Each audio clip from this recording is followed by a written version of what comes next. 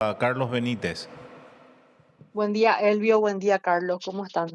Y a Bien, la audiencia. doctora, gracias por atendernos. Doctora, queremos hacer contigo, a ver, un resumen de lo que fue para vos o para el equipo de fiscales con relación a la manifestación que se realizó el domingo, porque creo que se conformó un equipo de trabajo y un equipo de trabajo fiscal es el que estaba actuando ante estos hechos. Sí, Carlos. Paso a relatar un poco cómo nos organizamos para afrontar el aglutinamiento de gente y asegurar que no haya ningún hecho posterior a lamentar, ¿verdad?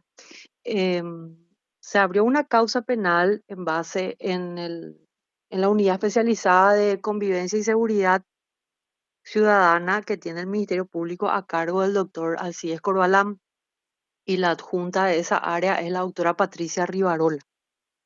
Cuando surge la información de la existencia de una convocatoria y la naturaleza de la convocatoria, ¿verdad? Que manifestaban inspirarse en hechos que ocurrieron en otros países, que tuvieron derivaciones bastante violentas, entonces se toma la decisión de generar un grupo de trabajo para reforzar la unidad del doctor Corbalán. Y dentro de esa causa se empiezan a recibir información de seguimiento de las actividades organizativas del evento, ¿verdad? Denuncias de los propios integrantes de los chats que dan a conocer a la autoridad policial la existencia de mensajes que incitan a la violencia, que salen del tono de la intención original de la manifestación, que era hacer reclamaciones de manera pacífica, ¿verdad? De manera no incidentada, y se desmarcaban de las personas que incitaban a lo contrario. Entonces, se tomaron las medidas necesarias para poder resguardar ese derecho a la manifestación pacífica que tienen los ciudadanos y los jóvenes en este caso, porque realmente hubieron mensajes que tenían connotación inclusive de apología al delito, ¿verdad? Amenaza de hecho punible, ¿verdad? Unas jeringas con virus de HIV que podrían ser amenaza de lesión grave. O sea, a prima facie habían indicios que ameritaban un abordaje eh, táctico, estratégico por parte de la Policía Nacional para evitar cualquier tipo de resultado posterior que lamentar. Así el equipo de fiscales acompañó dicha actividad. eh, los mensajes en cuestión, algunos usuarios tenían nombre de fantasía, ¿verdad? Tenían nombre de fantasía, que hay aplicaciones que uno ingresa el número de teléfono y te arroja la identidad. Y hay veces que eso es inconsistente, no coincide, entonces libramos oficios a las telefonías para establecer la identidad precisa del número de teléfono del cual salieron los mensajes. Y acá quiero hacer una aclaración, Carlos y, y el otro conductor, que leí que se cuestionó que es piraguareato. En realidad yo no lo veo así, lo veo como una técnica de investigación ante posibles hechos, ¿verdad? De carácter, eh, que tiene un carácter específico, ¿verdad? Porque es la forma en que la Policía Nacional hace seguimiento a los grupos que, por ejemplo, circulan videos de pornografía infantil y ese tipo de cosas, ¿verdad? O sea, cuando son chat abiertos o chat a los cuales uno puede ingresar, ellos obviamente lo hacen, y ahí la intimidad cede ante la posible concurrencia de un hecho punible, ¿verdad? Esa salvedad quiero hacer, ¿verdad? Bueno, entonces, continuando con tratar de individualizar a las personas que emitieron mensajes de posible relevancia penal, estamos en la espera de la contestación de los oficios de las telefonías, ¿verdad? Porque es una causa abierta. Ahora, la fecha de la convocatoria ya ocurrió, ¿verdad? Que fue el domingo, antes de ayer, que fue el domingo 28. Y para ese día, hubo una persona a la quien se le identificó que es la mujer que resultó aprehendida. Ella es la que emitió mensajes diciendo que iban a traer jeringas y demás. Y se produjo la aprehensión porque ya estaba identificada, pero finalmente lo que contenía su bolso no se condijo con lo que advirtió que traería a la manifestación, ¿verdad? Entonces, ahí un poco lo que podría haber sido un acto preparatorio, eh, que es componente de una posible tentativa, no teníamos. Entonces, ese era el mérito por el cual, en ese caso particular, se ordenó la libertad y no se abrió y no se formuló imputación. Ah, Y sí. al, al resto de los aprendidos que fueron ya en horas de la noche, tipo las 21 horas, ya en inmediaciones de lo que es Antequera y Paraguarí, perdón, esas son paralelas, Azara y Paraguarí, Azara y eh, por ahí esa zona de donde hay una Petrosur, zona de comercios y viviendas, sí hubieron desbordes, Carlos, ¿verdad? Porque nosotros nos demoramos un poco ayer a ir a la agrupación especializada a tomar indagatoria porque estábamos tomando testimoniales. Tomamos testimoniales de una señora que sufrió daños materiales en su departamento, ¿verdad? Que recibió cascotazos por parte de los manifestantes, y lo que no se pudo determinar es la identidad del autor de esos cascotazos, ¿verdad? Y también hubieron personal policial que recibieron lesiones, y en ese contexto decidimos primero recabar esa información para ver si era posible conectar esos hechos, si era posible atribuir a alguno de los aprendidos, si eran reconocidos, si pudieron determinar quién fue, ¿verdad? Entonces, una vez agotado eso, tipo las 10:30 de la mañana, no fuimos a la agrupación a cotejar también con la información que nos podrían proveer los que estaban ahí detenidos, porque la indagatoria es un acto de defensa material finalmente, ¿verdad? Que tiene que ser tenido en cuenta también y corroborado. 24 horas, Carlos, para determinar una autoría de multiplicidad de hechos que lo convierte en complejo es insuficiente, ¿verdad? Entonces, por prudencia decidimos tomar la decisión de ordenar la libertad, pero la investigación continúa. Ahora estamos pendientes de los informes, como te dije, de las telefonías. Estamos también solicitando videos de circuito cerrado de las zonas, ¿verdad? Porque finalmente tenemos videos en redes sociales. No sabemos si esos videos eh, captan la totalidad de lo que ocurrió, si hay una parte previa, si solamente capta la parte posterior. Entonces, todo eso tiene que ser corroborado. Por eso es que la investigación sigue. Y ese es el escenario desde lo que es Ministerio Público, Carlos, ¿verdad? Bueno, para entender bien, o sea, hay una causa entonces abierta ya Sí, anterior a esa marcha, ¿hubo una denuncia policial o es que tenía Alarcón sí. o cómo? O sea, ¿hubo una denuncia No, policial o a cómo ver, es? sí hubo una denuncia que llegó a la policía de sobre el tenor de mensajes que ciertas personas eh, lanzaban en los chats. ¿Por qué? Porque la manifestación quería ser pacífica y los mismos integrantes de los chats identificaban a estas personas como que querían incidentar. Entonces ahí se empezó a hacer un seguimiento para tratar de individualizar a estas personas y garantizar así que los demás chicos que sí querían manifestarse de manera pacífica puedan hacerlo, ¿verdad?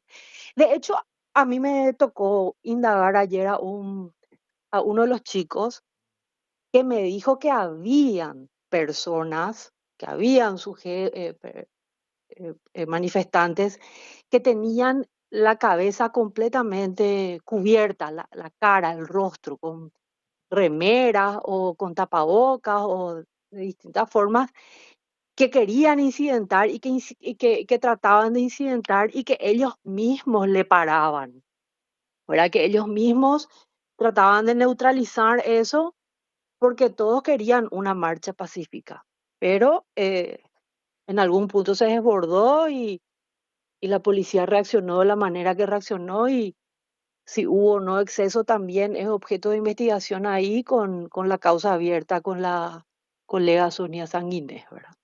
Así es, o sea, de parte, o sea, con respecto al trabajo de ustedes, entonces, al equipo conformado, es Sí. prácticamente si hubo gente que participó ahí de hechos de violencia, si le agredió a los policías y estos detenidos que ustedes le tomaron la indagatoria, finalmente dispusieron la libertad, ellos no fueron imputados al final. No fueron imputados porque los indicios no fueron suficientes como para poder realizar atribución fáctica. O Esa sea, es la... para entender eso, para entender nosotros los comunes, es que no, ustedes no podían decir el detenido Carlos Benítez hizo nosotros sospechamos que él Exacto, hizo, entonces eso es lo que no había, esa conexión, sí. digamos, entre los detenidos y los posibles hechos punibles. Claro, porque de que existieron hechos, existieron, Mm. que fueron comunicados en debida forma. Lo que, lo que no se pudo establecer de manera suficiente, porque tampoco es necesaria una certeza absoluta, pero sí por lo menos la existencia de suficientes elementos de sospecha, es que estos chicos en particular hayan podido ser autores o partícipes de algunos de esos hechos penalmente relevantes. Eso es lo que no teníamos cerrado en 24 horas. Entonces, como el plazo legal como para poder detener a alguien y reunir elementos para poder formular imputación es de 24 horas, decidimos ordenar la libertad. Claro, para que la gente entienda, cuando uno está detenido, entonces ustedes en 24 horas el Ministerio Público en este y en cualquier otro Sí, caso tiene que sí, presentar un acta de imputación o tiene que así disponer la mismo. libertad. Para entendernos más a Así diferencia de mismo. cualquier otra investigación que abren, entonces Sí, cuando una no, persona está aprehendida, entonces a partir desde su aprehensión corre ese plazo, doctora. sí, y te voy a explicar. Sí, En cualquier caso, yo estoy de turno, sí. 24/7 en la semana que me toque, ¿verdad? Yo recibo 24 horas llamadas de reportes de hechos de posible relevancia penal que detecta la Policía Nacional.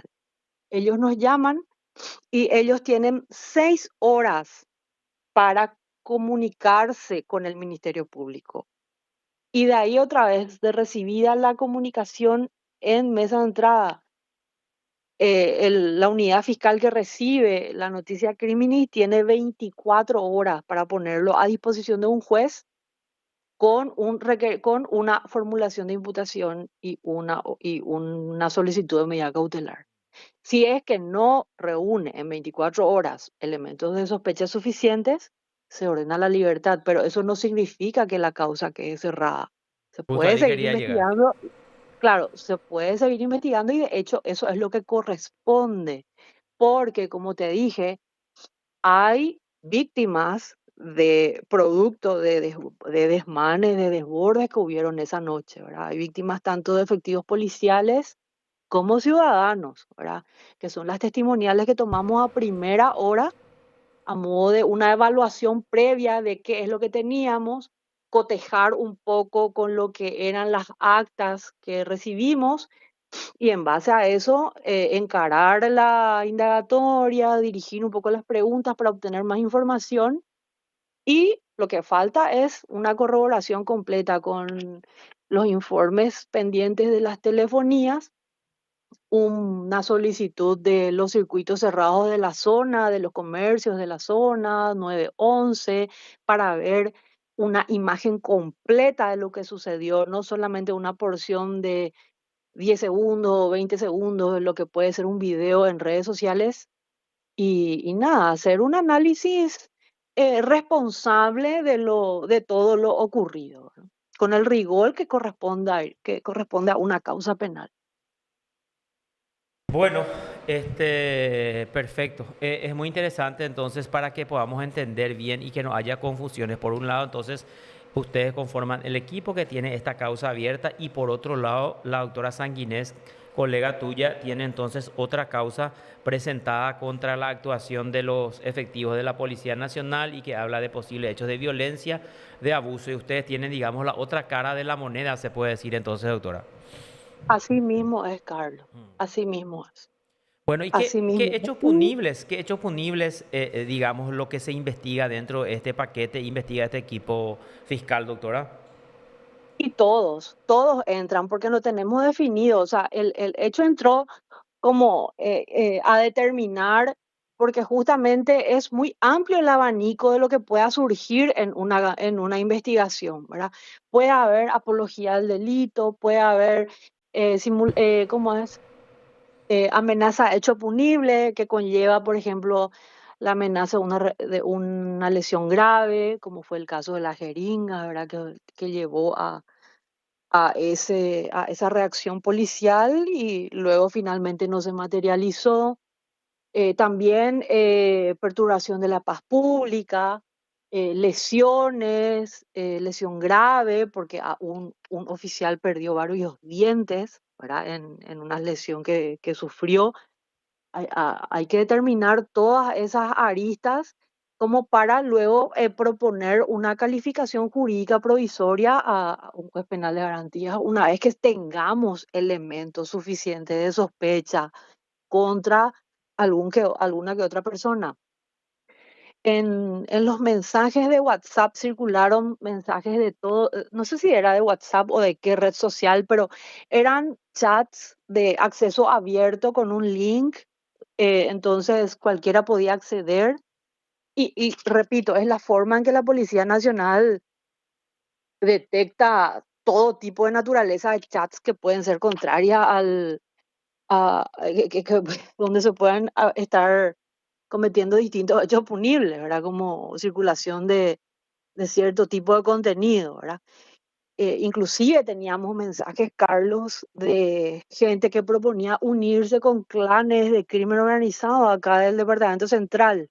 Ujú. O sea, ¿entendés? Entonces, era necesario que la policía se establezca un nivel de respuesta acorde al panorama que presentaba los chats.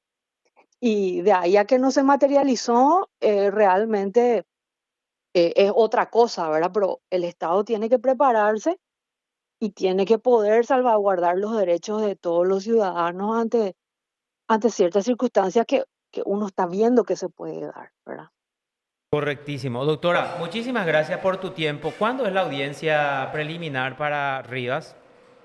El 6 de octubre, no El, recuerdo el horario. el 6 de octubre, correcto. Doctora, Sí, muy creo que a amable, ¿sí? primera hora. A primera hora. Dale, hasta luego. Muy amable, Sí, doctora, sí, gracias. dale, hasta Hasta luego. luego. 6 de octubre, entonces, por otro lado. Entonces, a ver, la doctora nos explicaba entonces que hay una causa abierta en el Ministerio Público con relación a la posible comisión de varios hechos punibles, apología del delito, amenaza, eh, después era lesión grave. No